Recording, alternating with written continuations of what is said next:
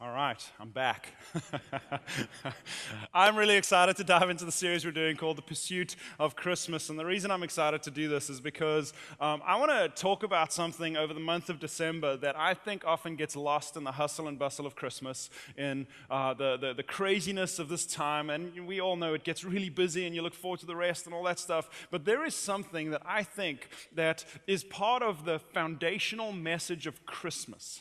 And if God is God, and if the kind of the historical evidence of Christianity is true, and if like Israel's writings and the scriptures that come from there, and if the prophets did speak on behalf of God, which I believe they did, and if Christianity is true, then the idea that Christmas portrays and epitomizes is such a powerful, powerful idea, but it so often gets lost. And so I'd like to look at this idea that I think can help us see God a little different, see us a little different, and see Christmas just a little different. And before we just kind of get stuck into Christmas, and you go into Christmas and do all the stuff and create all the memories and put up all the decorations and do all that stuff, I want us to take a moment on these Sundays as we're kind of discovering this and see what is the meaning, what is the thing, what is it that God has been trying to communicate? Because as we're going to see today, this message, this idea that Christmas communicates so powerfully is actually a message that has been communicated for thousands of years already and kind of found its culmination in Christmas. So that's why I'm excited to get to it. And I hope that I can express it well and we can walk out today going, this is something cool that we can think of over the Christmas season. To get us on the same page, I do want to start talking about our pursuit of Christmas. Because when Christmas arrives every year, it's amazing that so many cities, almost every city in the United States has this makeover happen. Suddenly, you like drive, it's kind of like my beard. Suddenly he has a beard. Suddenly the lights are up. Suddenly there's trees. Suddenly something happens and you get there and everything looks different. And even in our own homes, we put away all the fall decorations, and I've heard the new trend now is forget fall decorations. Let's go straight to Christmas so we can enjoy that. And people are like, who cares about Thanksgiving? Christmas time is here, and the shops are obviously doing that because they can make lots of money. But we start doing that, and the music changes, our radio stations change, right? And we love it right now. By the end of December, we're like, we want to hear different music, but right now it's like Christmas music is awesome, it's wonderful, and our neighbors put up the dancing lights, and we want to go see those, and we start thinking about resting and relaxing. Unless you're in retail, then you're into Black Friday, kicking off the most important retail season of the year, and you're going.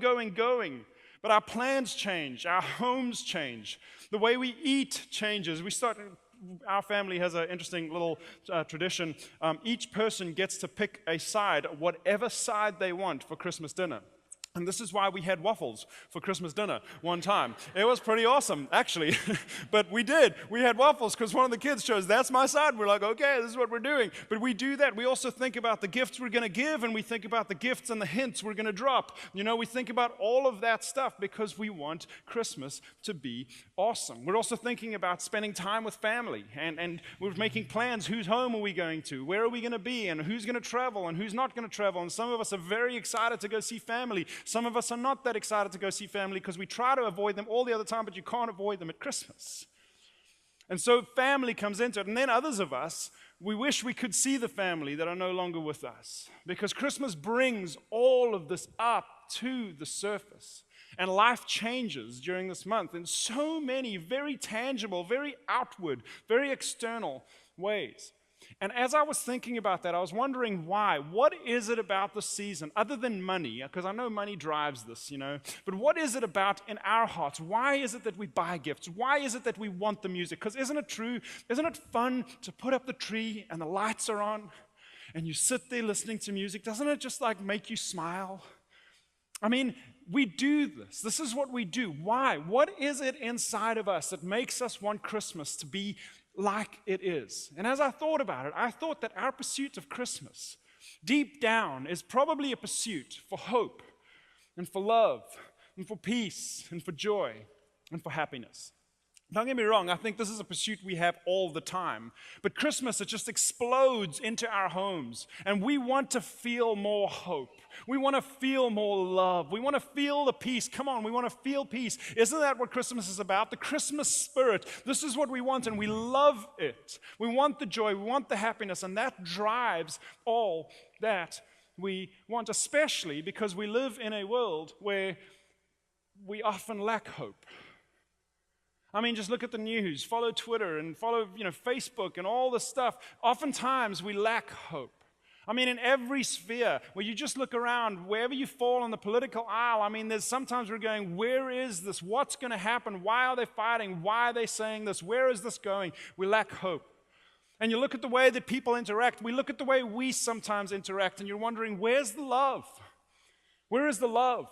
Where is the peace? Can't we just have peace relationally? Can't we just have peace politically? Can't we just have peace as a country, as a neighborhood, as a workplace, wherever it is? Can't we just have peace and joy and happiness? Please, no wonder when Christmas comes along with a promise of hope and love and peace and joy and happiness, we're all like, yes, please. Put the happy music on. Put the lights on. Let's change it up. Let's have fancy times together. Let's have parties. Let's drink this. Let's eat this. Come on, please. Because we're pursuing these very important things inside of us. We want hope, peace, joy, happiness, because the world around us seems like it's in a mess. But the reality is, not only is it the world around us that seems like it's a mess, I think there's a reality in all of us as humans that feels like there's also a mess in us, that we just want some hope inside. We would just love some love inside, some peace and some joy. I was at a conference this last week, and I got to hear Frank Blake, who is a previous CEO of the Home Depot, interviewed. And it was a fascinating interview. Just such a humble, genuine guy. Just incredible. The leadership principles that came out of him were amazing. But he said something in one of his illustrations, kind of illustrating a different point. But he said something that just rocked me. And I was so amazed that he, as the CEO of the Home Depot, would recognize this thing. It's amazing how clear this thing is. And he said it in the context of encouragement. As the CEO of Home Depot with 350,000 employees, he made an effort to make sure encouragement was a real deal in his leadership and all around him. So he actually took every single Sunday afternoon for his 8-year tenure as the CEO, and he would write 100 handwritten encouragement notes to some of his employees, and he would send them out. I mean, he told funny jokes about walking around in stores and somebody came in and said, "Would you please write me another note?" And he was like, "Why? That's weird." And he said, "Because I didn't believe you really sent this to me, so I put it under water to see if the ink would run or if it was printed, and it ran, and now I've messed up my note. Would you give me another one?" I mean, it was so funny, but he would do this. And in the midst of saying why he would encourage people, he said this one little statement that I think just resonated with me, and I think probably resonates with all of us. He said this: "We're all pretty disappointed in ourselves." And I thought, wow, that's interesting. Something that he sees as something about humanity, that there is a sense that we're all pretty disappointed in ourselves. And then he said, "Now that's why I encourage people, because you get encouraged and it just helps." But if the world is full of a lack of hope and peace and love and joy, and there's a mess around there, this statement by Frank Blake just made it real that inside of us as well, our pursuit of Christmas, our pursuit of life is to find some hope and love and peace and joy and happiness, so that we don't have to be inundated by the mess in this world and driven by the mess inside of us. And that's why I think we have this pursuit. And that's why I think Christmas explodes onto the scene, explodes into our lives, and we love this thing called Christmas, because our pursuit is this. Now, here's what's cool about Christmas and Christianity, and how it explains that God came along, and his pursuit is actually eerily in alignment with ours.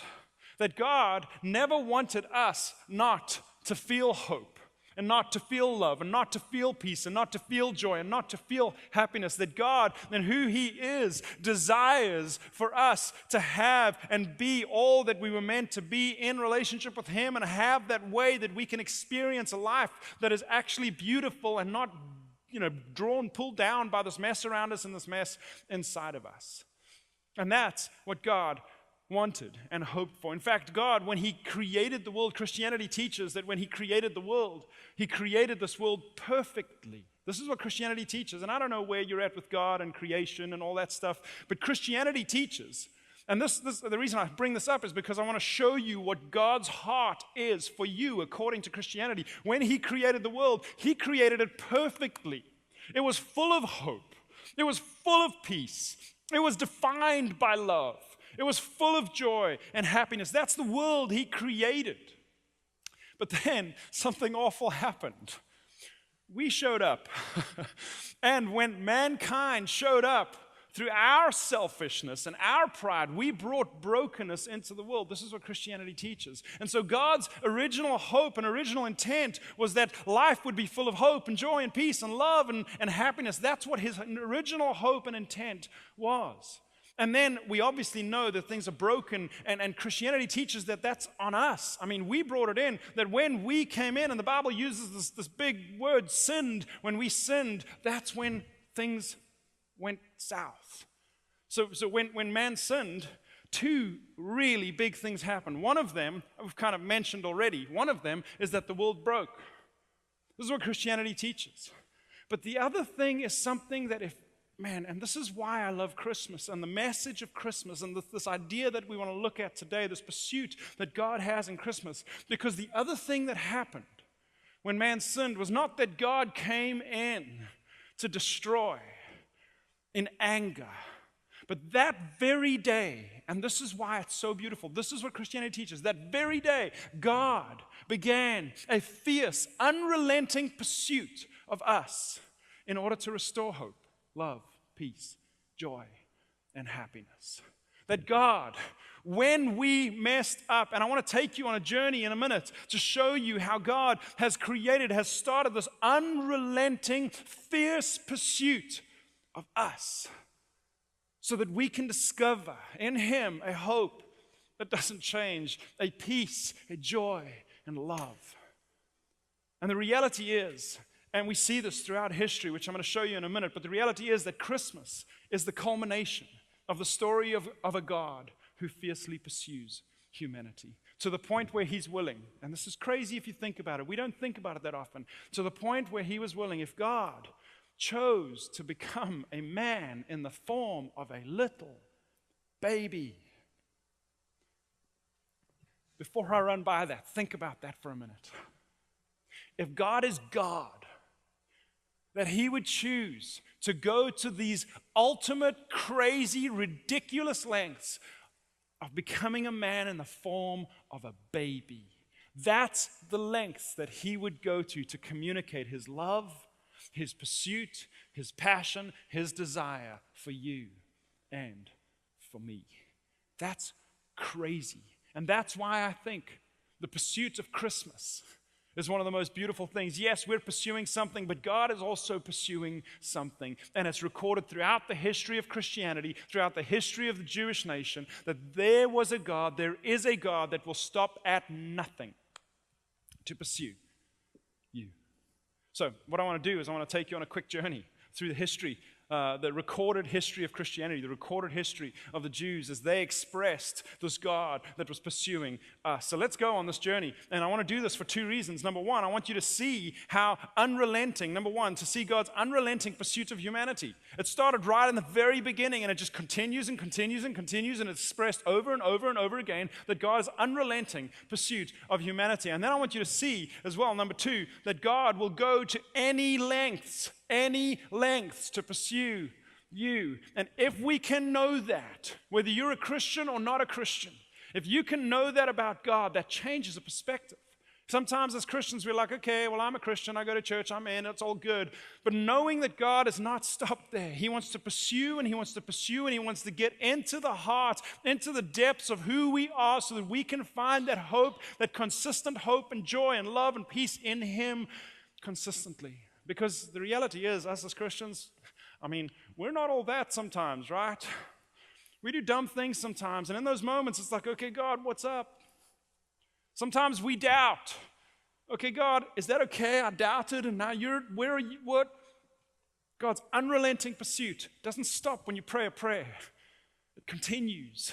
And sometimes we struggle. Sometimes we do dumb things. Sometimes we doubt. Sometimes we do, things that hurt others around us. And it's like, God, where are you? Is God going to be mad? No, the reality of the story of Christianity that was so epitomized at Christmas is that God is going to unrelentingly pursue you forever. And he will stop at nothing. He will go to any lengths to continue that pursuit. So what I want to do is I want to take you all the way back to the beginning, and I want to show you that the very first day, the very first time man did the dumbest thing, and through selfishness and pride sinned and caused brokenness to come into this perfect world. I mean, could it be any worse? And in that moment, I want to show you man's response, and I want to show you God's response in that moment. Because of time, we're not going to go through the whole story. So man has just sinned, and this is where we catch up in the story. Then the man and his wife heard the sound of the Lord God as he was walking in the garden in the cool of the day, and they hid. Our response when we mess up, our response when we doubt, our response when we struggle, our response when we feel like we're not good enough is we hide. From the very beginning, they hid from the Lord God among the trees of the garden. And we see why Adam hid. We see why man hides. 2 verses later, we hear his words, and he said, I heard you in the garden, and I was afraid. Our first response when we do something that we shouldn't do is we fear because we don't know who he is thoroughly. I was afraid because I was naked, so I hid. But God's response to all this, go back one verse, in verse 9. This is God's response. But the Lord God called to the man, where are you? God's initial response was not kick you out from a relationship, from the potential of knowing me, kick you out from the potential of restoration, kick you out from the potential of that. That's not his original response. It was, where are you? I want to pursue you, and I want to begin to make this right. And right there, in the very first moment where things went wrong, God began working on a plan to pursue and to restore and to redeem and to find and to help. That's what God did. Let's fast forward a bunch of years, and in 1000 BC, we come to another famous person, King David, who wrote a psalm. And I want to read you the psalm. It's a very, very famous psalm. It's Psalm 23. But in the psalm, David kind of expresses God's character in such a beautiful light that it shows the kind of heart he has towards us and how he wants to pursue and pursue in the midst of the worst, in the midst of the best. He wants to pursue. Psalm 23 says this, the Lord is my shepherd. And he creates this picture of God as a shepherd that wants to care for and take care of the sheep. I lack nothing. He makes me lie down in green pastures. Look at all that he does as he pursues. He leads me beside quiet waters. He refreshes my soul. He guides me along the right paths for his name's sake. Even though I walk through the darkest valley, I will fear no evil, for you are with me. David understood that God is on this fierce, unrelenting pursuit of him and of us. Your rod and your staff, they comfort me. You prepare a table before me in the presence of my enemies. You anoint my head with oil. My cup runs over. Surely goodness and mercy will follow me all the days of my life. No matter what I do, no matter what I've done, no matter what happens, David's understanding is of a God that fiercely and consistently and unrelentingly pursues and will stop at nothing to pursue us. The message happens over and over, and I will dwell in the house of the Lord forever, over and over and over and over again.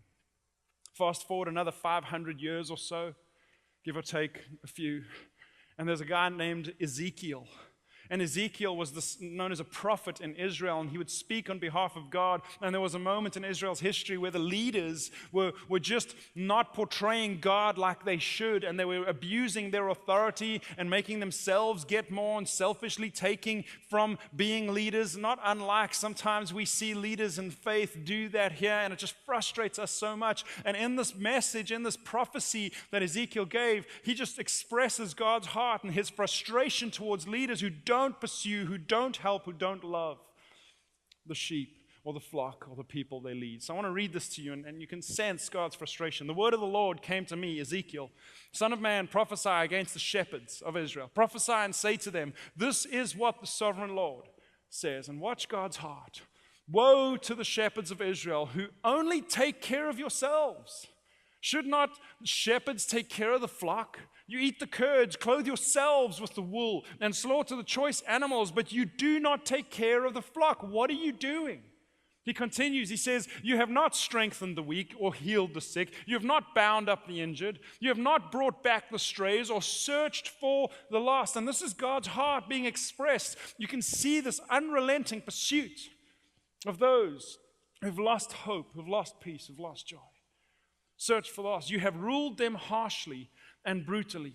He continues, so they were scattered because there was no shepherd. Obviously that would happen. And when they were scattered, they became food for all the wild animals. He says this last comment, my sheep wandered all over the mountains, and on every high hill they were scattered over the whole earth, and no one searched or looked for them. You can hear God's heart crying out, I want to search, I want to pursue, I want to be there. A few verses later, he says something ridiculous that just is a foreshadowing of Christmas.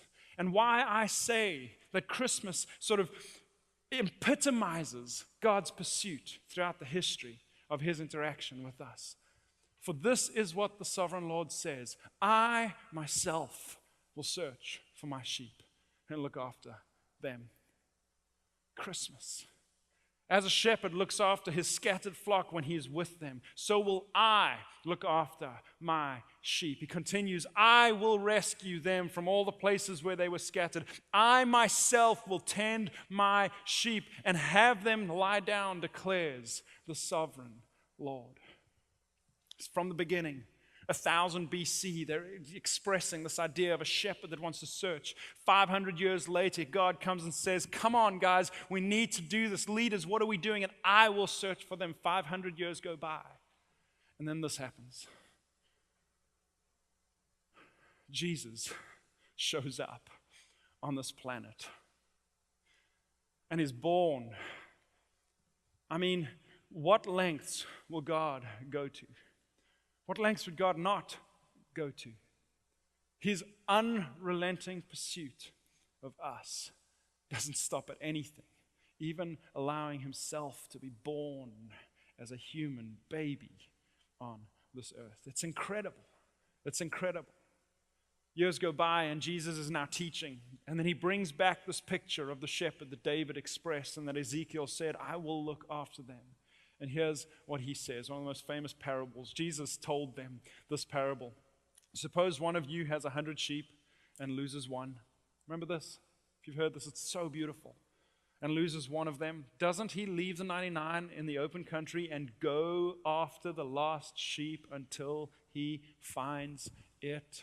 And when he finds it, he joyfully puts it on his shoulders and goes home. Then he calls his friends and neighbors together and says, rejoice with me, I have found my lost sheep.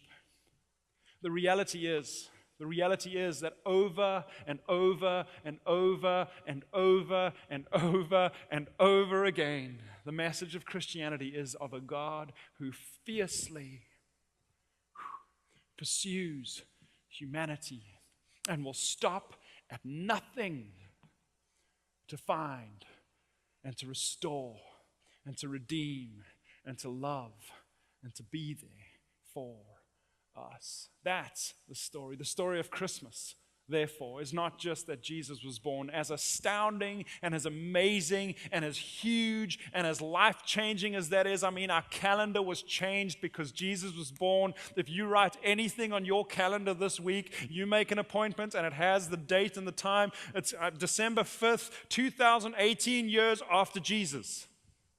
Everything we do is defined by Jesus. Whether you believe in him or not, believe that he's the Son of God or not, everything we do is defined by Jesus. Your birth date is defined by Jesus. As astounding and as huge as his birth was, the story of Christmas is not just that Jesus was born, but that God is on a passionate pursuit of you, and he will stop at nothing, he will hold back nothing to find us, to help us, to redeem us. And so today, and this series, and this season, and this month, all I want to say, all I want to do, all I want us to think about is this, that the pursuit of Christmas is you. was me. The pursuit of Christmas is a story that started in the very, very beginning and has never stopped and was epitomized by God's Son being born on this planet. That's ridiculous. But if Christianity is true, if this is true, and I believe it is, then the Son of God was born to continue the story of the pursuit of Christmas, the pursuit of a God who's unrelentingly after you and your heart and your life and mine, to redeem us, to help us, to restore hope, peace, love, joy. That's what he's doing. That's what he wants to do, and he will stop at nothing. And it didn't stop at his birth. It continued through his teaching and his example and his life, and then it continued through his death. To say that I'm going to die so that nothing can stand in the way. I'm going to pay the price for anything that could ever stand in the way of God and us. I'm going to pay the price for that. And then he died in this pursuit of Christmas. And then he rose again according to Christianity, and it changed everybody. All these people who were afraid and didn't know what was happening, and their Savior had died, and they were so afraid. Then they saw him and they were like, what? Everything is true. It's huge. This is what happened. And then they continued, and this story, this pursuit of Christmas continues into every day as God pursues you and God pursues me in order, not that he can push you away, not that he can teach you a lesson, but that he can restore hope and peace and love and a deep joy that surpasses all the mess around us and the mess inside of us. That's the pursuit of Christmas. And if he's willing to go to the lengths of leaving heaven and being born on a planet, what will he stop at for your heart and for mine? And so this season, my hope is that we will just consider, what's the pursuit of Christmas? And ask ourselves this question. And I don't know, if you're not a Christian, then this is a moment where it's like, okay, if that's the story of a God who's pursuing me, I want to know some about that. Consider that. Over the season, take that into Christmas as well. And if you're here and you are a Christian and you're like, well, God's pursued me, I'm good, he's got me. The question I want to ask you this season to think about is this: where do you not have hope? Where do you not have peace? Where do you not have love? And where do you not have joy? Where in your life currently? Because the reality is all of us have these wonderful distractions. All of us have these things that we try to fill up the holes left by the lack of hope, the lack of peace, the lack of love, the lack of joy. And we all find our thing and we do that thing, me included. We all do that. But we sometimes don't ask ourselves the question, why is that hole there? What's going on? And Christmas time, gifts galore. Woohoo! I don't feel nothing bad because I have hope and peace and joy and happiness. This is fantastic. And then January comes, and we pack it all away, and we get into the grind of it, and then we make all those New Year's resolutions, and none of them work. And we do life, and we wish Christmas was back. And the pursuit of Christmas is way bigger than Christmas, because God wants to give a hope and a peace and a love and a joy that lasts, that's reliant on him. And as we look to him and allow him and surrender to his love and his joy and his hope and his peace, it goes way beyond what a Christmas tree with twinkling lights and gifts under the tree can do. Way beyond what that can do. Way beyond what too much eggnog can do. Way beyond what trying to find it in other people can do. Because all of that is broken.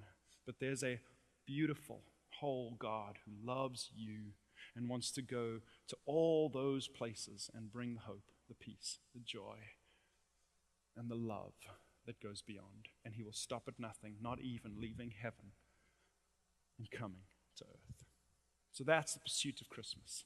And this season, I would love for us to ask ourselves those questions and see where we can surrender, where we can allow his love to enter this Christmas.